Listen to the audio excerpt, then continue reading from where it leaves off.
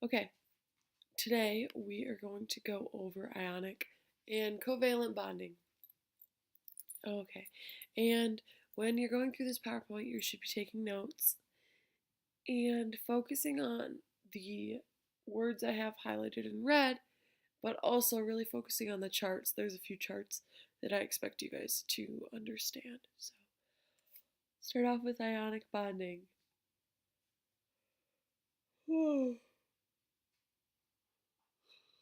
Oh, sorry. In ionic bonding, electrons are gained or lost. The resulting bonds are based on electrostatic attraction. Okay, so the thing with ionic bonding, and I have an example here. So if we have sodium, it has one valence electron, and chlorine has seven. If sodium could only get rid of one, if chlorine could only gain one, when the sodium metal is placed in Cl2 gas, they react by transferring 1 e to the negative from sodium to Cl to form a sodium cation and a chlorine anion. Now each has an octet rule. Because both now have a charge, they're attracted to each other to form NaCl. So that's going back to our ionic bonding. The reason that they are attracted to each other is because they have formed these ions that have a positive and a negative charge. That is the key. Okay, properties of ionic compounds. Ionic compounds are hard, rigid, and brittle. This is a result of ions being held in specific positions in a crystal. So, a crystal retains its shape until enough energy is applied to shift positions and crack the crystal. Okay, so get that one down. Make sure you write that. You can pause this video at any time. Electrostatic forces. All right, so this is an example of and the reason ionic compounds crack. Okay. If we look at this diagram right here on the left, we have this hammer that is hitting our crystalline structure, okay? And it's in a very specific order. We have our positive charges and our negative charges. If this was chlorine, this would be our Na and this would be our Cl, okay? We add a force here, it's going to shift this left side down, and then your positives and your negatives are going to line up. Well, we know that likes repel each other, so that is actually why the crystals crack. Okay, so write that one down. Summarize what I just said. Write that in your notes. Okay, properties of ionic compounds continued. These ionic compounds do not conduct electricity in the solid state because the ions are fixed positions. They do conduct electricity when melted or dissolved. So ions can move independently. All right.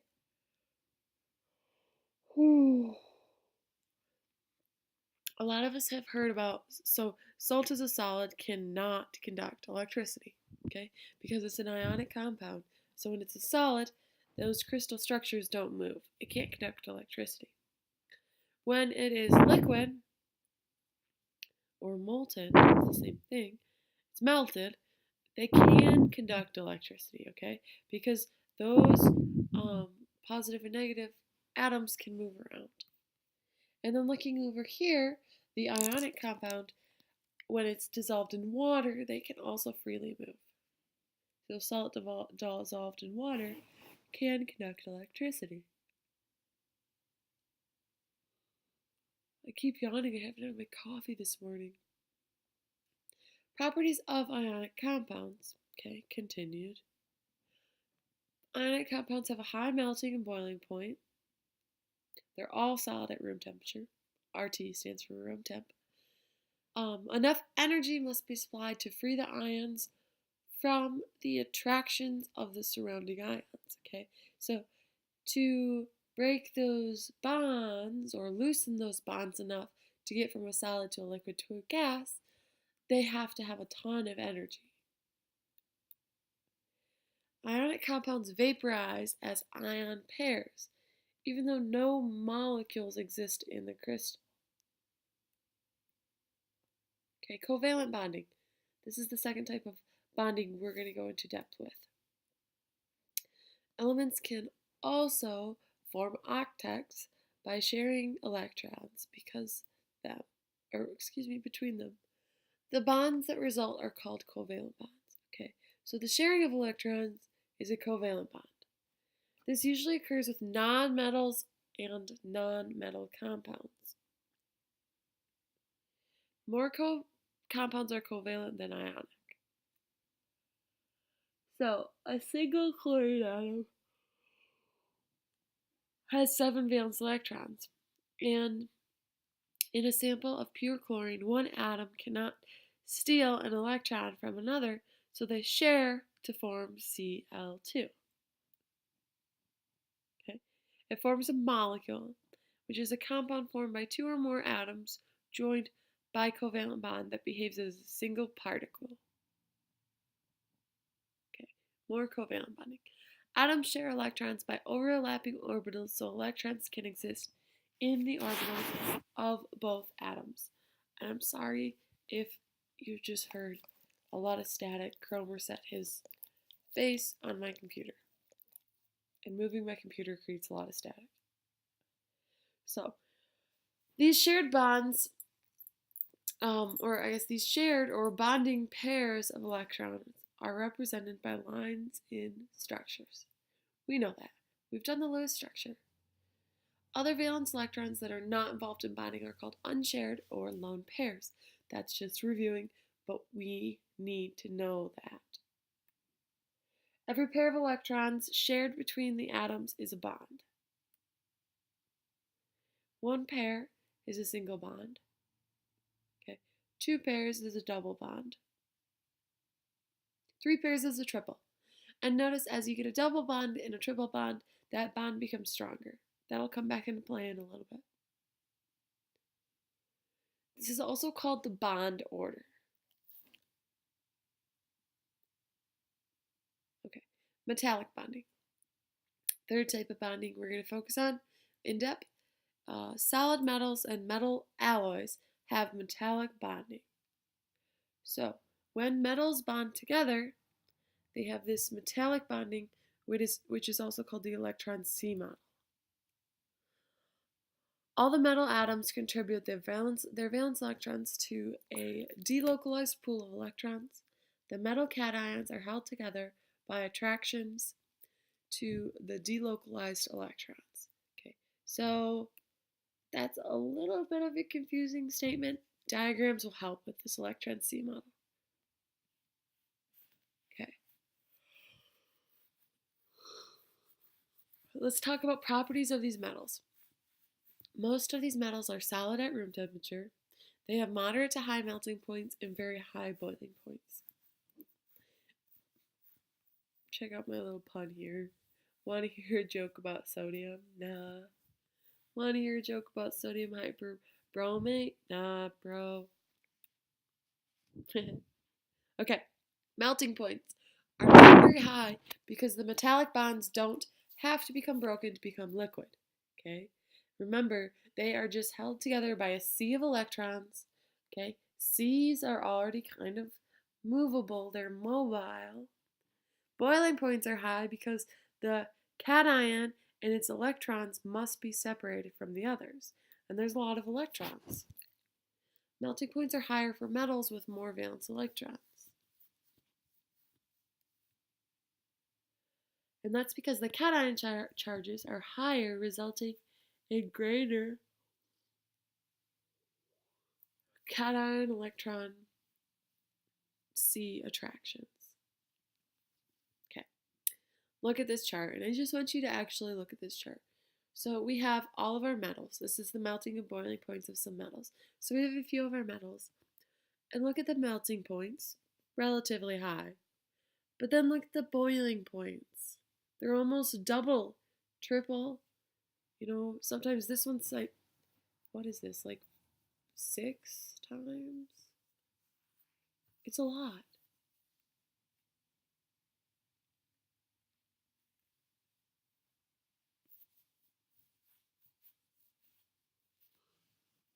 Alright, and then melting points of group 1A and group 2A compared.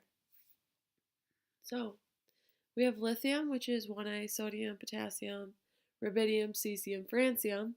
Okay, so those are all of the 1A metals. They have pretty high melting points, but not anything compared to our 2A metals, which is beryllium, magnesium, calcium, I don't know, strontium? Is that strontium? I don't know, Ba and rubidium. No, that's radium. Okay, well, whatever. You have your periodic table. You can tell that these 2A elements have a significantly higher melting point than the 1A. Okay? It's because they have more electrons. What kind of fish is made out of 2 sodium atoms? A tuna. It's a little pun. Okay. Properties of metals. If iron, man, and sulfur, or silver, sulfur, team up, they would be alloys. Do you get it? Okay. Iron, silver, they're going to be metal alloys. Metals are good conductors of electricity when solid or liquid. We should know that.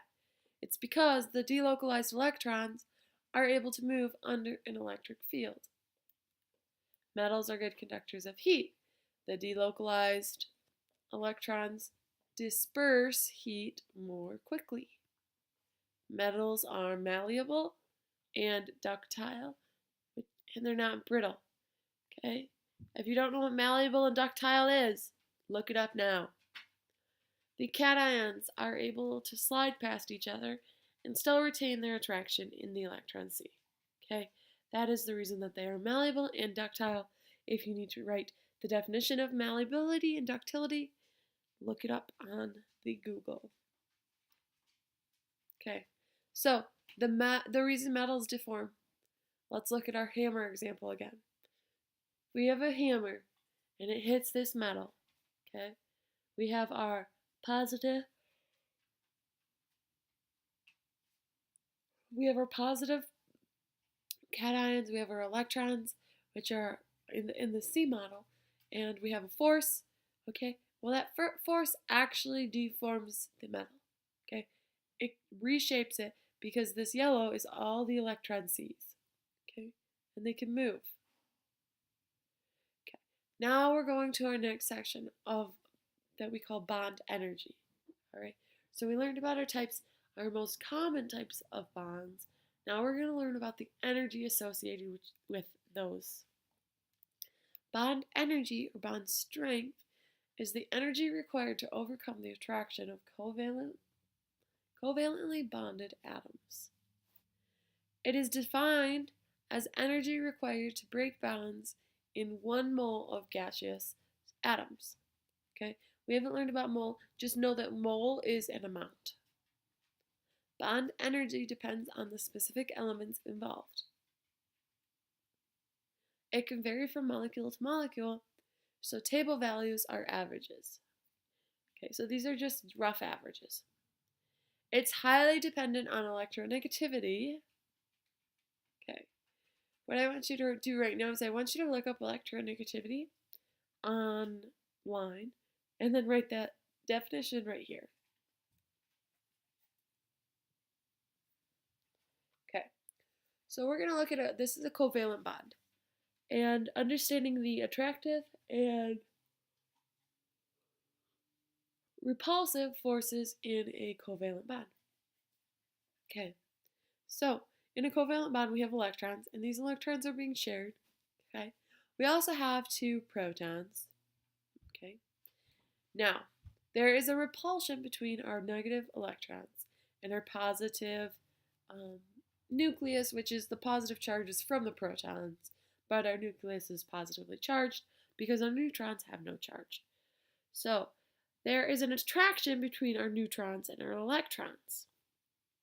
Okay, now there is this thing called a bond length. And the bond length is the difference between, or the distance between the nucleuses.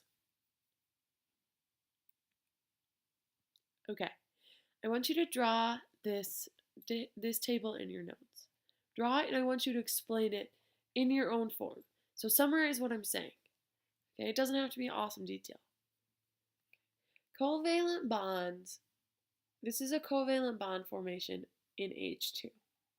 Okay. Now, the way we read this is we follow this line. So we could go from top here, or we follow this line here.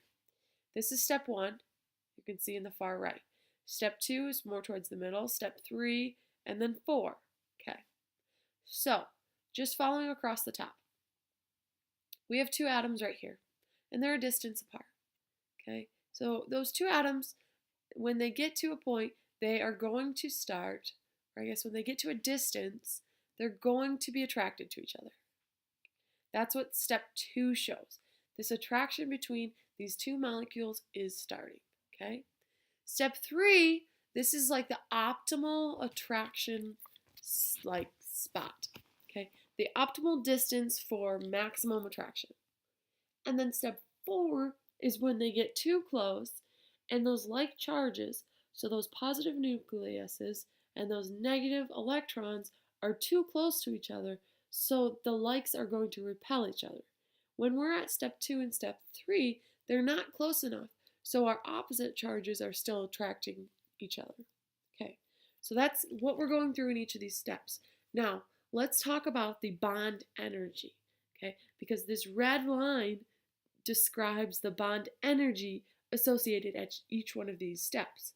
So up here, we don't have a lot of bond energy between our 2 atoms. They're really not bonded. It's basically 0, okay? So as we go to step 2, and these 2 atoms are starting to feel the attraction forces, okay, we can tell we are getting more potential energy, okay? And then step 3, when I said this is the optimal distance, we have we have the maximum amount of energy, okay? And then notice also, so on the y-axis, it's potential energy. On the x-axis, it talks about distance, okay? So at our optimal distance of these atoms, we're going to have a ton of energy. Now this up arrow represents the energy absorbed when bond breaks. Okay, so we call this the positive bond energy. And then the negative is the energy released when a bond forms. Okay, both breaking bonds and forming bonds is going to require, when we're talking about the same atoms, it's going to require the same amount of energy. It's a lot of energy, but you can see here by these arrows, they're the exact same amount. Okay, so as we go past our step 3, which is our optimal stage, it's the stage when our atoms are the perfect distance apart to create the most potential energy. Okay, then they get too close and they start repelling each other. So they start to have repulsion. All right, and you can see this is at this length. So make sure you get that down. Okay, here's a chart that kind of goes over just bond order, bond length, and bond energy. Okay, so if we have a CO bond, that's a bond order of 1 because there's 1 bond. Okay, the average bond length is 143. Okay, so they're kind of far away. And then this is the bond energy, 358. Okay, if we get a double bond of the exact same atoms, it's the bond order of 2. Notice that when we have a double bond, the bond length shrinks, okay? And that's because those bonds are pulling those 2 atoms closer together. They're truly shrinking the bond length, and you increase the bond energy. Triple bond is even more so. Same thing, single bond with 2 different atoms, okay? Your bond length is going to be longer with a single bond versus a double bond. You're going to have more energy in a double bond versus a single bond. Make a side note of that in your notes. Okay, now we're going to go into these things called strong forces within molecules. These are what we call intramolecular forces. Okay, so write that down. Strong forces, I know it's not read, but you need to know it. Strong forces within molecules are intramolecular. The weak forces between them are intermolecular. Intramolecular are the strong forces inside, inter are the weak forces between them. So, we have strong covalent bonding forces within molecules. All right? We have weak intra or intermolecular forces between molecules. Okay? So, that's an example is because it's not that hard to break these molecules, the different molecules apart. Because our different molecules, looking at this diagram, these blue and gray things, they're just held together by the intermolecular forces. Okay? So those intermolecular forces are the forces between our molecules, and they're not super strong. Okay? Write this relative bond strength as well. The covalent bonds are the strongest bond, and then ionic bonds, and then hydrogen, and then van der Waals. Okay, hydrogen and van der Waals we will read about in a bit.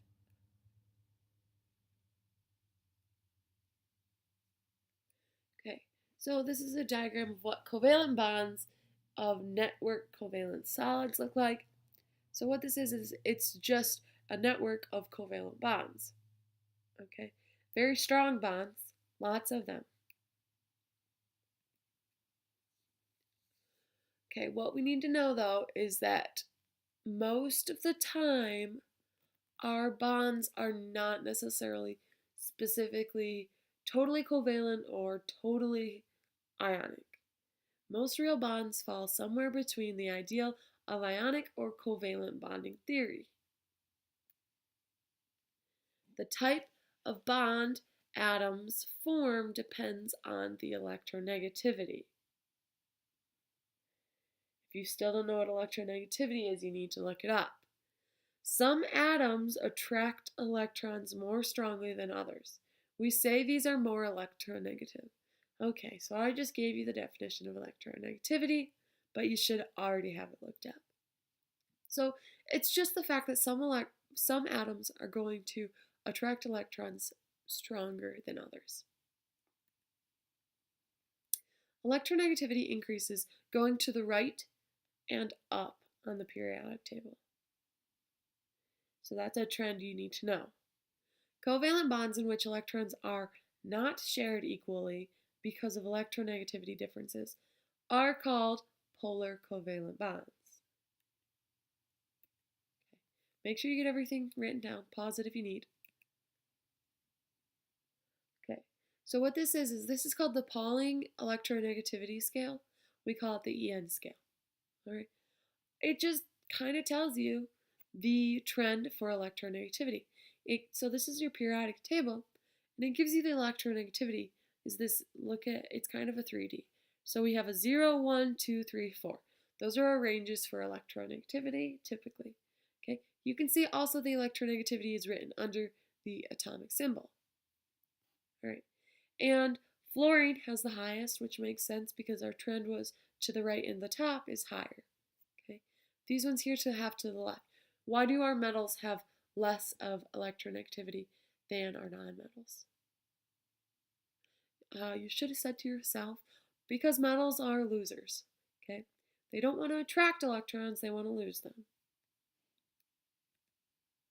Okay, here is just we pulled out our transition metals. These are our main metals or our main elements we work with, and it's electronegativity and atomic size. Okay, so going back here, it's all of these elements and all of these elements in the same chart, except for now you have a diagram about the size. Okay, so it's a pretty cool diagram. This is why the electronegativity charges change. Okay, looking down in this left-hand corner, Cromer, stop. Okay, we have two atoms, and one is a smaller atom, and it has more of a positive charge. Okay, so it's going to pull those electrons. Right? These two are about the same size, so it's going to share them equally. The smaller elements are going to pull the electrons more. So down here, cesium, it's a pretty big element. Okay, it's not going to pull the electrons very much. Francium, or fluorine, fluorine is a very small element. It's going to have a lot of pull on those outside electrons. And it correlates directly with the electronegation. Okay. So to represent the representation of polar bonds, I think we might stop here. I don't think we're going to have time for this. So I'm going to stop here. If we do have time for this, I'll do a little lecture in class.